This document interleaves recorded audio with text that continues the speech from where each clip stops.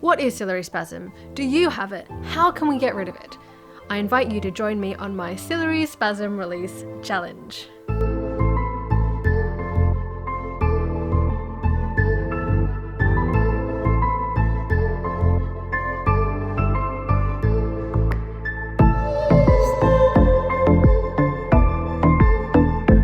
Hi, I'm Jem and welcome back to another video on my EndMyopia journey. At this time, a lot of us are spending time at home, a lot more than we usually do. So what do we fill our time with at home? We might find ourselves working from home, which involves a lot of computer screens, maybe more than usual. Or perhaps you're stuck at home without work at the moment, and so your life pretty much consists of Netflix and phone screens. Even if you do still have a job out in the outside world, your social life is pretty much shot, or has to take place over screens, like via Zoom or Skype, house party, Instagram lives even. Whatever your situation, just at the moment your life probably focuses around screens quite a bit. I know that's the case for me. I am now working from home, doing a lot of video editing for my job because now everything is online. This means that I am working about 16 hours a day on a computer screen. I definitely know that I have my ciliary spasm back, and I've decided to get rid of it. So what is ciliary spasm? For those of you who don't know, I'll just briefly explain it. Your ciliary muscle is the muscle in your eyeball around your lens. And when you look up close, this muscle around your lens contracts to make your lens bulge so that you can focus up close. When you do a lot of up close work, your muscle can get kind of stuck. It spasms or like cramps, and when you want to look far away again, it's like doesn't really want to let go. For a lot of people, this is how their myopia, their short-sightedness, begins. 3 prescriptions later, ciliary spasm or not, you need glasses. So what difference does ciliary spasm actually make for your vision? For me, to give it to you in numbers, it means 3 centimeters. Now, I don't know what it is for anyone else, but for me, it's definitely 3 centimeters.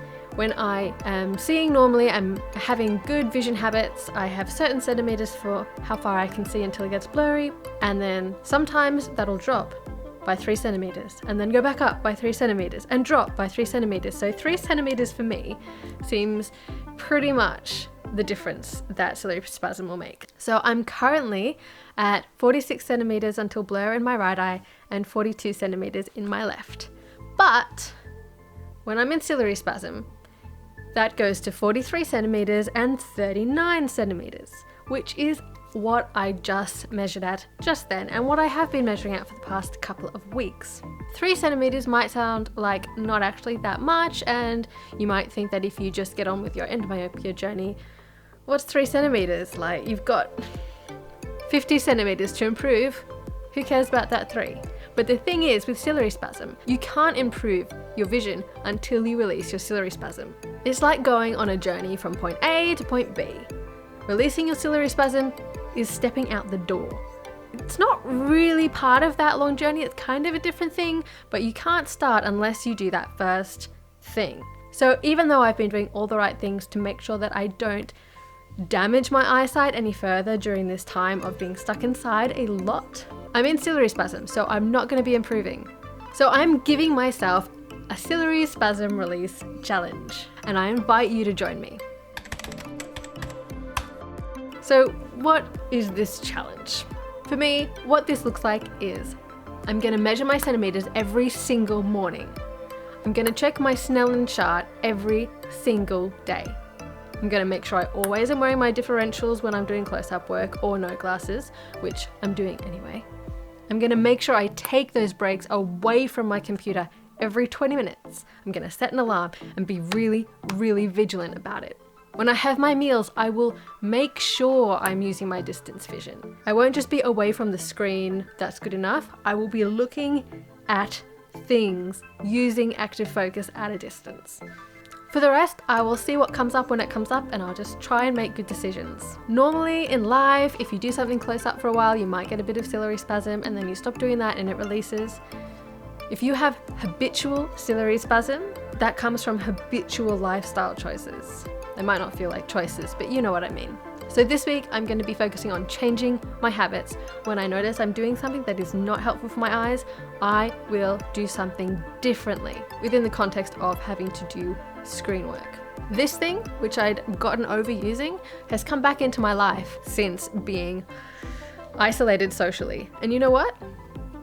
I need to get rid of that. I know that that is a huge problem in my ciliary spasm. So these are the things I can think of doing right off the top of my head that I will definitely be making part of my daily practice throughout this week. Other things will probably come up, and as they do, I will document them, and next week I will be back with another video telling you how my week has been and what the results are. So if you would like to, I warmly invite you to join me in my Ciliary Spasm Release challenge.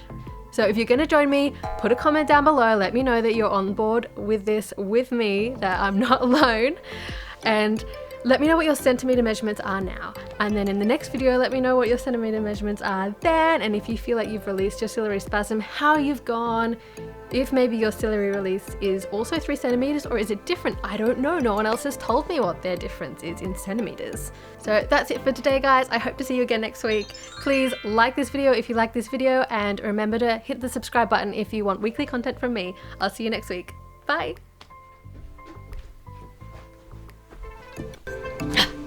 So, what is ciliary spasm? Do you have it?